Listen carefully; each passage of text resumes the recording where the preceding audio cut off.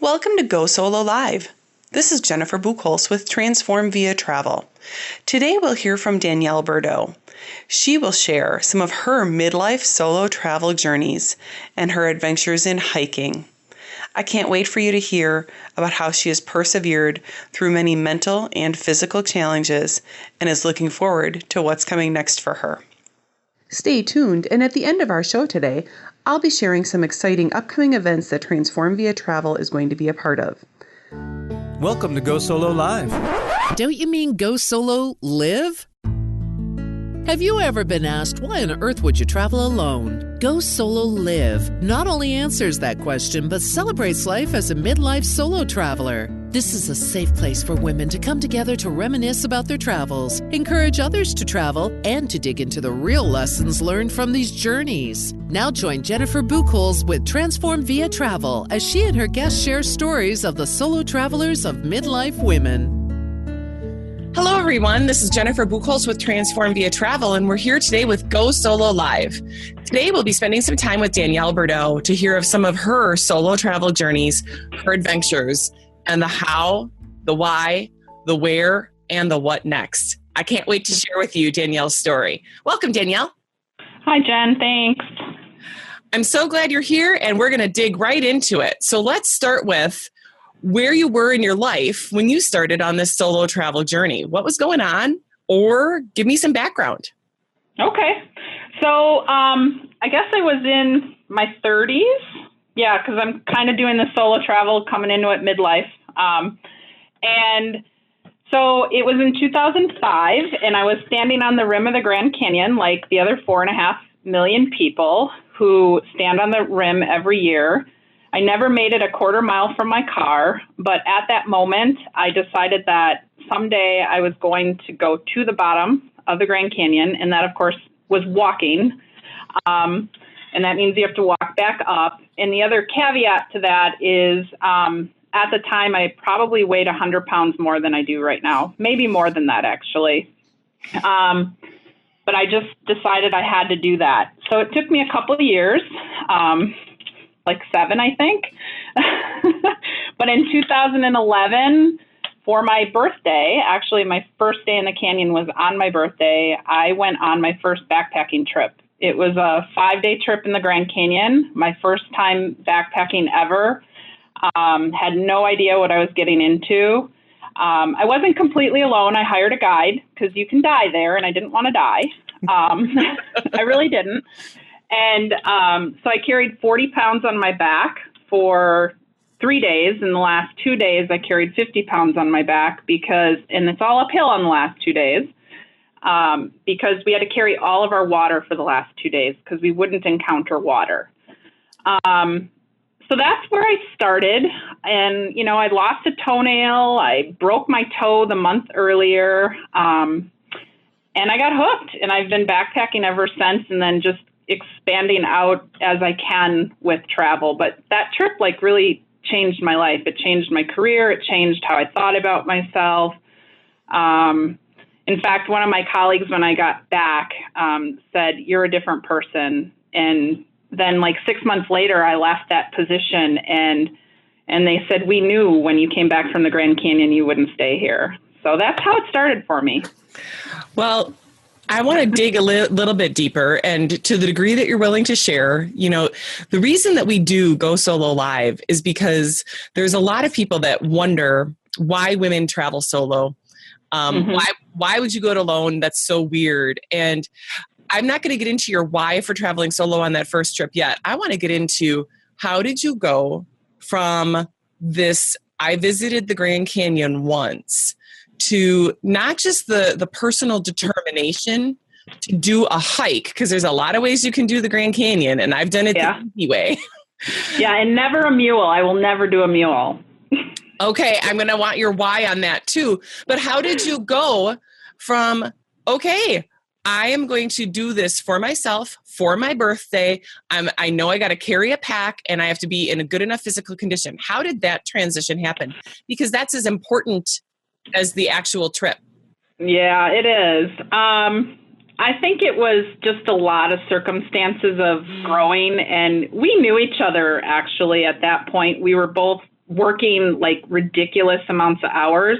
Yep. My entire 20s and 30s were essentially working for everybody else and doing nothing for myself. And like for me, my physical status, like I was an athlete in high school and I was an athlete in college, and all of a sudden I was like physically unhealthy. I was unhappy. I was stressed beyond belief. And I think it just kind of built up. And I know this is not like a great thing, but I'm a great reason. But I do believe that sometimes life just throws you moments and you have to be open to them. And honestly, for me, the Grand Canyon is magic. It spoke to me. Mm-hmm. Like it is in my heart. Like I'll go there till I die. I've been on 3 backpacking trips since then. Well, actually 2 since then. So 3 total to the Grand Canyon, all of them different, all of them really challenging, like 9.5 out of 10 difficulty level.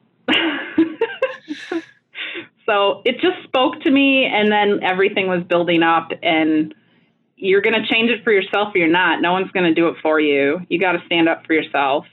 Absolutely. And that's how I found my way. Absolutely. So what did your training look like to do this? I had no idea how to train. I started going to the gym. That was a really hard thing. I walked into the gym. I lost about 50 pounds before I walked into the gym. I was too intimidated to go into the gym before that. Okay. But I walked into the gym and I just started like using treadmills. And then I decided, well, if I'm going to have to backpack, I'm going to wear a backpack. So people at my gym still say, like, where's your backpack if I'm not wearing it? But I would wear a backpack and get weights and put them in the backpack, and I would climb for initially not very long on the stair climber, and not the like little steppy one, like the one where you're climbing upstairs one that move. And I just would do that for hours every, a week. And eventually I got up to like doing it for an hour, hour and a half at a time. And I just got myself ready to go. But I had no idea what I was going to encounter. None. And then from there, I started weightlifting. Like maybe about a year after that, I was really intimidated, like a lot of women, by the free weight area of the gym because it's all the muscle guys and, teenagers and the gym that I go to coming from the high school. And they're rude and whatever. But now I'm like, I'm older than you. Stop sitting on the equipment. Just get out of my way. So I just started weightlifting then too after that. So how long would you say, so again, you were on the edge, you made the decision that someday, then at some point you decided, right? So you put a date on it. Did you train first and get ready and then decide to put a date on it? Or did you put a date on it first and then get training for a deadline? Well, I was going to the gym, but I would say I put a date on it and then trained. Okay. Yeah, I didn't like get myself ready and then go. It was like, you're going to jump in and you're going to do it or not do it. Okay. And I just got back from a backpacking trip to Montana, actually, and I am not in the best physical conditions. I've had 2 years of ups and downs with my weight and weight training, and I had a bad knee injury for a while. But I knew like I wasn't going to not go just because I'm not as strong as my last trip. So there were challenges to the trip, but you just get through it. Yes. And you have a bit more experience, even though it's your first time in these locations, it's not your first time in the situation. That is very true. So yes, every time I go, I get better at it. I know what to expect. But like this trip, I was in a unique situation for the first time. I've traveled solo to other cities and other places, but I had a plan of where I was going and what I was going to do. And on this last trip, so after Montana, well, the trip ended a day early because of like 2 men who were, well, I'll just reserve my comments on them, but it didn't end because of me. Let's just put it that way. But I had no place to stay. I'm coming out of the mountains and I have no place to stay, and I have to figure this out. So I'm either going to have to like find a motel or a tent. And after like 5 days in the wilderness, you really want to shower. You just do. I would have done a tent, but I didn't want to. But my next part of the trip was to go to Portland and go down the coast. Okay. And I got to Portland early. I had no place to stay. Actually, I had no place to stay when I decided I was going to Portland. I was like, I'll just figure it out. And I didn't know anything about Portland. It's really expensive. I know that now. But so here I am on the airport tram to go get my rental car, which wasn't at the airport. It was at an off-site location, probably like in the most inconvenient place in the city center of Portland. Little did I know. Sure. Lessons learned. Yeah, and I just met this woman on the train who also had a backpack, and we had the best day. And eventually I found a couch to sleep on. You make it sound like so natural and so easy. And there's people listening like, what in God's name was she thinking? And so let's start with, I find that people who get used to this type of adventure, and it's all different degrees of adventure, they become more comfortable with loose plans or going without a plan. But were you always like that? No. And I would not say that that was comfortable for me, but I had the confidence to know that I could figure it out. Yes. And fortunately, I mean, for me, I'm not wealthy, but I'm not poor. And I had the means that I knew, like, okay, I might have to pay $300 for a hotel room, but I can find a place to stay. Right. I didn't want to do that. I mean, I probably would have slept in my car before I spent $300, but, well, you know. Yes. I want to go on more trips. It's always about that, right? It's, we're going to use our budget wisely this one so we can go on the next one. Yeah, but it was just such a random afternoon. And I guess over time, like I've come to really appreciate randomness and not everything not being so planned. My professional life is planned. I live out of Outlook. I live out of reminders. And I having it unplanned, being unplugged from my phone, all those things they've become really important to me. But yeah, it was a random afternoon. I'm walking down the streets of Portland with this woman I met on the train who's 24 years old, and we're trying to find where the car rental place is, and we walk by Voodoo Donuts.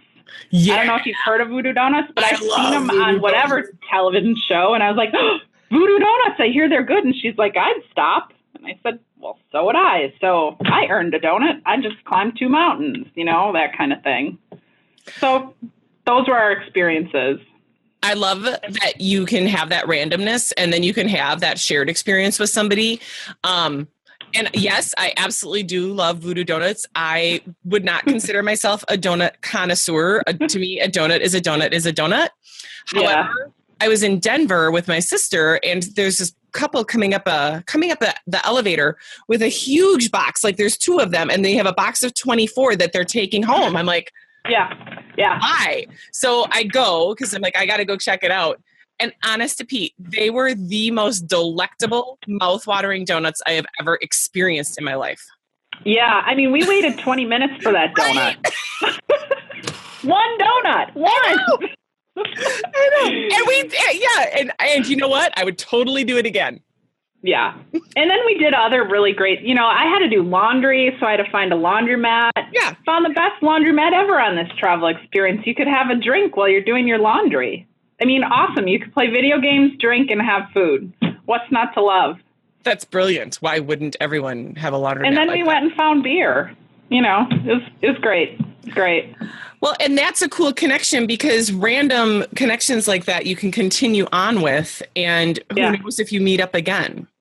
Oh, she's already invited me to go canoeing with her family on the Wisconsin River. Awesome. So, yeah. And, I guess the part about that, too, people get freaked out about solo travel. And, I mean, this lesson well. You're not alone. You're just starting out alone, but you meet people along the way and you talk to people. And maybe some will be lasting connections, and maybe some will just be like this random event that happened that you remember. I mean, 2 years ago, I was in Florida, and had like one of the best conversations of my life, sitting at a bar on a beach, talking to someone from Nevada. It was fantastic. It really is. And I think you're absolutely right. It's like you go alone, but because you're alone, you are more approachable and you're more willing to approach other people. So you can make friends and you can be as alone as you want to be. Exactly. That's exactly right. And so the other thing that I've come to really appreciate about solo travel, and I travel with other people too, but the thing that I really have come to appreciate is I don't have to worry about what someone else is experiencing, thinking, or feeling. Amen. Right? Yeah, it's so liberating. All you have to do is think about yourself. And I don't mean that in a selfish way, but, women especially, we're always concerned with how other people are thinking and feeling. So thank you for bringing that up. And honestly, I want to spend some time in a future episode redefining the word selfish, because I liken selfish. So many people are like, you should share, don't be selfish. And I'm like, I'm going to redefine it in the terms of self-care. Yeah, absolutely. And we need that. And it comes up in every episode where there's some comment about, well, I don't want to be selfish, but I need to take care of myself. Well, you darn skippy you do. Yeah, absolutely. I'm totally in the self-care. In fact, I'm in this mentoring program at work. Long story, we don't need to go into that. But my whole goal, I'm pretty good at what I do, and I don't know what else to develop related to my specific role. So I just said I'm going to develop better self-care this year. So my whole goal this year is on self-care. That's awesome. Yeah. Well, and this leads to really the conversation about why I talk to workplaces about why they need to encourage folks to do some of this travel stuff, whether to use their vacation time. They need that time to unplug. And man, a 3-day weekend doesn't count, because that's all about packing more in. Yeah, it is. You never get a chance to just stop and breathe. Exactly. Yeah. So you have actually, can we talk a little bit about some of the challenges that you encountered on this last trip? Because I think you were on a bit of a roller coaster. Oh, yeah, I was. And now you're removed from it, so you have a different perspective. But while you were in it. Yeah, and I've actually shared the experience with some people who've given me some feedback as well. So I love backpacking. This is the second time I've been to Glacier National Park. And I do hire a guide because you go into bear country, and it's just, you really have to think about if you want to go do that alone. And I'm not ruling that out ever. I may do this alone. But when you hire a guide, you're going to also get random people that join the trip. And normally that's fine. And we just had some challenges with our group this time. 2 people who I really liked had to leave because of medical issues early. And then there were 2 men left, a father and son, and they were a very closed kind of duo. And they moved out ahead a lot, and I was behind a lot. Not because I was going slow for a backpacking pace, but because that's my pace. Right. My feet got ridiculously blistered the very first day. Oh. So I couldn't wear my boots. I had to wear, I don't know if you know what Chacos are, but I had to wear Chaco sandals, with 40-pound backpack. Wow. And that was fine for my heels, but then other parts of my feet started getting blisters. So by day 3, I pretty much had blisters on many parts of my feet, making every step painful. But you can't quit. I mean, you have to keep going. There's no out. You're in the backcountry. This is not 30 minutes of walking and someone can come pick you up. It's 5 hours of walking and then 3 hours of someone driving in a car to come pick you up kind of stuff. Yeah. So that was difficult. And, on one of the 4th day, we were on top of a mountain, and a storm came in, and it started snowing, and it was freezing cold, and literally every part of my body was shaking. I was probably pre-hypothermic. And I thought I said it inside my head, but I actually said it out loud and truly believed this, that I said, this is the day I'm going to die. Wow. I really, honestly, looking back, believed it at that moment. But, you know, it all worked out. We got moving. I got warmed up. But the two men on the trip at that point were like, well, we just want to be done. Let's walk 17 miles out today. And I was like, no, that's ridiculous. I didn't have 17 miles in me. I can tell you that. We did 12 that day. And that's what we had to do that day. Right. So then we got to the campground where we were staying that night, and they told the guide, like, we're leaving tomorrow, call the company and have someone pick us up.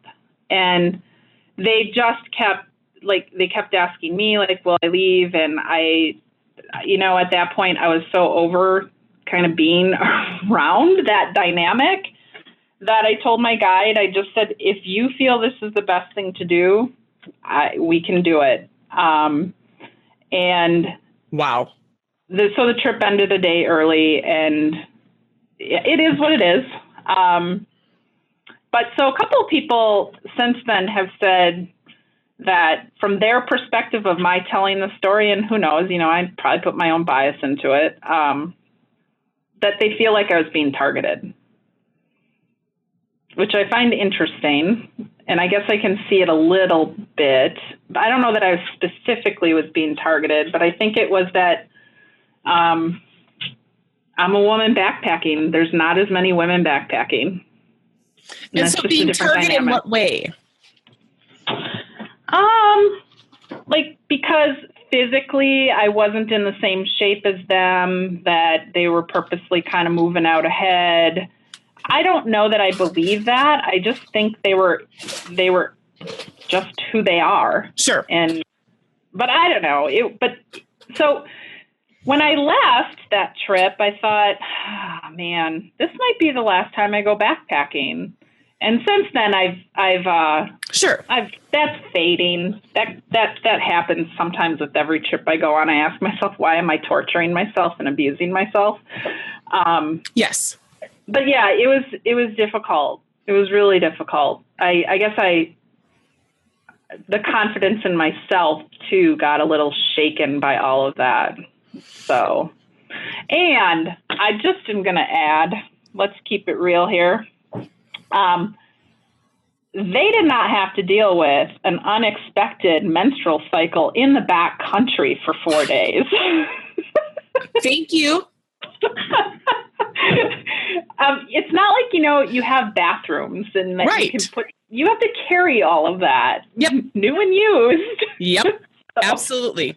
Yeah, let's be real. And I love that we have a swimmer who's decided to make having a conversation about having your period a normal part of how women have to live, right? Yeah. It's so taboo. Really? Yeah. Yeah. But I think it's actually I was going to bring up the fact that your perspective on your trip based on, you know, now being a little bit removed almost feels a bit like the rumors that I've heard about childbirth, which is, you know, when you're in it, it's like, I am never having another child come out of me ever again. Right. Yeah. And then, you know, minutes later when you're looking at a baby and you're like, oh, this is the product of it. And I can reflect, and now we forget all about the pain of it. And in a way, you as you get distance from it, you look at the lessons and you look at the opportunities, and possibly you create new boundaries. Yeah, absolutely. New ways of approaching things in the future. I mean, really, I can reflect back on every trip I've ever taken, and I'm sure you can. None of them go perfectly. Nope. There's probably one day on every trip where I just like sort of break down and I'm like, I just want to go home, you know, that yes. kind of stuff. Absolutely. But I mean, my last backpacking trip to the Grand Canyon, which was in May of 2015, I actually physically, my weight was a little lower, but not much. But I went on that trip with a compromised knee. And was supposed to have run a half marathon the day before on the rim of the canyon, but I had to cancel that. So physically, I had way more challenges on that trip and lost most of the skin on the back of my left heel and had to walk that way for 2 days. It was incredibly painful and all uphill. And after that trip, I was like, I don't know that I'm ever coming back to the Grand Canyon. Like the last mile out, I was like, I don't think I can ever do this again because it hurt so bad. Sure. And then I started like bargaining with myself already and not even back to the car. And I was like, well, no, I'm going to come back, but it'll be on one of those rafting trips. Yep. And when they do side hikes, I'm not doing any of them. And then I was like, well, no, you can't keep yourself from hiking. You won't be able to stop yourself. But like I went back to work and I was in a really bad place in my career, lots of stress last year. And I couldn't even look at my pictures from the Grand Canyon for a week. That's how I was just so mentally and physically beat up from that trip. Okay. And then I had like a really bad day at work and I came home and I looked at my pictures and I fell in love all over again. So yeah, I think once you distance yourself a little and remember the good things about something, you'll go back. You'll do it again. You'll learn from it. Absolutely. But now you've talked as you've done your journeys, you've talked about how this has then translated into some of the things that have gone on with your career and maybe getting unstuck and things like that. So share a little bit about your perspectives or lessons and how you've applied those in other parts of your life. Yeah.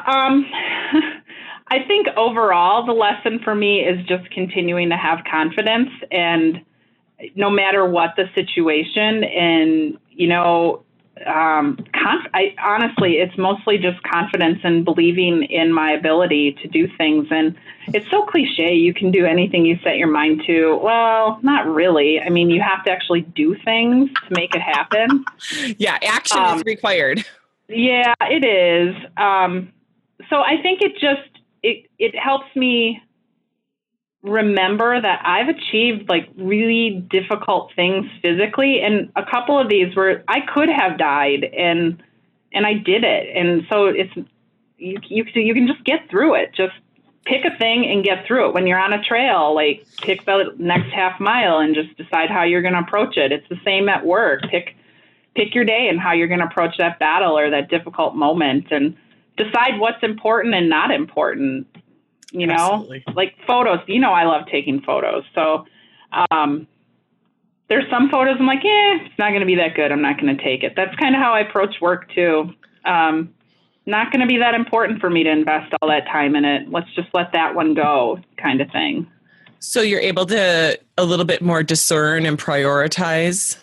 Yeah. And I think the other thing that honestly travel for me does is it helps, especially at work, because I work in a very serious industry. It helps me remember that I can be fun and happy. Yes. And silly. And yeah. And then it also helps me because I don't just do that through travel. It's transferred to other parts of my life. Like you read my blog post about going to concerts solo. Yes. I go to a lot of concerts solo, movies. I've been going to movies solo for years. I don't know why people are afraid of that. Exactly. But so I get out and do other things solo too, because I want to do them. And, a lot of my friends are married, have kids, have families. I don't. That puts me in a very different place. And I don't always have someone to do something with, so I'm not going to sit on the sidelines. Absolutely.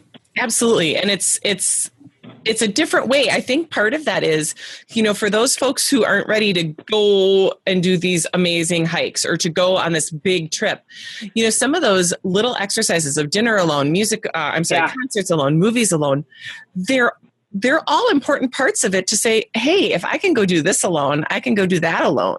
It's exactly. And I mean, I take trips to, I go to Florida fairly regularly, but that's usually alone. I prefer it alone now, actually. It's just, you can do whatever. One year I'm sitting on the beach in Florida and I saw parasailing, and that was the year that I was starting to get like way better in my physical conditioning, but I wasn't quite there yet. And so I was always afraid to do stuff like that. Body image gets in the way of that. And sometimes you can't do it. Absolutely. And so I watched these parasailing people. I'm like, I'm just going to go do that. So I did. And then the next year when I went to Florida, I decided parasailing wasn't enough. And I went skydiving and skydived essentially over the Gulf of Mexico, but I did that on my own. No one knew I was doing that. Yep. A lot of this, climbed a 14,000 foot mountain in Colorado. I mean, not the whole 14,000 feet because you start at a pass, but no one knew I was doing that. But I made it to the top. That's awesome. Yeah. That's awesome. And I think as you get that confidence about yourself, whether it's about your body image or about the things that you're now willing to try, I think that becomes an attractor. Mm-hmm. Yeah, I think so. And I think the things you're willing to try is an important point. It's not just going somewhere or doing something. Like it might mean trying sushi for the first time or, I eat lentils every day. It's like a staple of my diet, but, trying lentils or trying some weird fruit or, like something different, listening to a different kind of music or doing an interview like this, that kind of thing. Well, and the cliche of do something every day that scares you. I mean, there is something to that because if you just remember, what it's like to feel that all of those endorphins and all of those things that bring us to the, oh my gosh, am I really going to do this? And then that sense of freedom and accomplishment, It's like breaking a chain. Yeah, it is. So my latest one went, because I can get myself in ruts. I think we all do. And I have to be honest about that. My latest one, I totally ripped it off from something I saw on Facebook is the everything you want is on the other side of fear. Yay. I think that's really important to think about. Like if you're afraid of something, that's even more reason why you should be doing it. Absolutely. Unless of course, there's legitimately a reason of fear. And I take that very seriously. I haven't really shared this story too much with people, but I think 2 years ago when I was in Florida, I was sitting in a bar. I don't drink a lot, but when you go out, when you're traveling alone, finding a bar to have a drink is a nice thing to do. Yep. So I was sitting in a bar and I had this like really delightful conversation through a Brewers Cardinals game with this guy in town traveling for business or whatever. And we walked out together. And thankfully his car was way down the parking lot and mine was like right by the door. I'm very smart about where I park being alone, especially at night. Good. And in that moment, like he was trying to, get my number and that kind of thing. And in that moment, I felt from my toes to the top of my head that something was very wrong about the scenario. I don't know if it was him. I don't know if it was something else in the environment, but I knew I wasn't going to stick around to find out. So Absolutely. Made my excuse, got in the car and drove away. I didn't even put my seatbelt on. I just drove away as fast as I could so that I knew if it was him, he couldn't follow me, that kind of thing. So you got to pay attention to that stuff. So like that, I think is legitimate fear, but I don't know if I'm going to do this well is not legitimate fear. Nice. Well, and truly, I think sometimes being alone and being clear, your intuition and your gut instinct resound a bit more. Mm-hmm. And you learn to respect it and not push it aside. When you're with other people, you're more apt to push it aside because there's perceived safety in numbers. But, I think a lot of women especially don't listen to what their bodies are telling them when they're with other people. So that story I actually shared with a colleague at work, and she shared it with her college-age daughter who had a very similar experience at a party she was at in her college, and I think it was Maryland or something. And she called her mom and she said, "Mom, I remember you telling me that story from your coworker. And I told my friends we were absolutely leaving, that we couldn't stay at this party. And they all fought me, but I didn't back down." And nice. So, I mean, it just sharing experiences like that can help other people. Without a doubt. And I think what you shared with us today, Danielle, has been so helpful, because it's just about perspective. It's sharing what you have overcome and persevered. And I think you have a couple other ways that you share that with folks. Can you direct folks to your blog? Oh, yeah, I can. I've not been very active, but my intention is to be more active. I'm actually writing one right now. I'm sunexplorer.wordpress, I think .com, is it? But Sun Explorer is my name. And that's my Twitter handle as well, at Sun Explorer, and on Instagram too. So I love taking photos, and they're not like they're good. I'll say they're good. Good. I've got room to grow. We all have room to grow. But yeah, that's a part of life I'm exploring more. So you can see some pictures as well from my trips there. Well, and if you're looking for an exciting time on growing that skill, check out episode number 2, because my interview with Tina Erdman, who does Tina Leanne Photography. Okay. She takes women to hike Kilimanjaro. Oh my gosh, that's fantastic. So yeah, check her out. And she's in the Milwaukee area. So having coffee with her would probably be amazing for you as well. Yeah, that would be very cool. That would be very fun. So yeah, that would be good. Danielle, thank you so much for making the time to share your stories with us today. Thanks for letting me share them. It was really fun. And you guys tune in to Go Solo Live. We come out 2 Fridays a month, and we look forward to hearing more from you. Wasn't it great to hear the stories that Danielle shared with us today?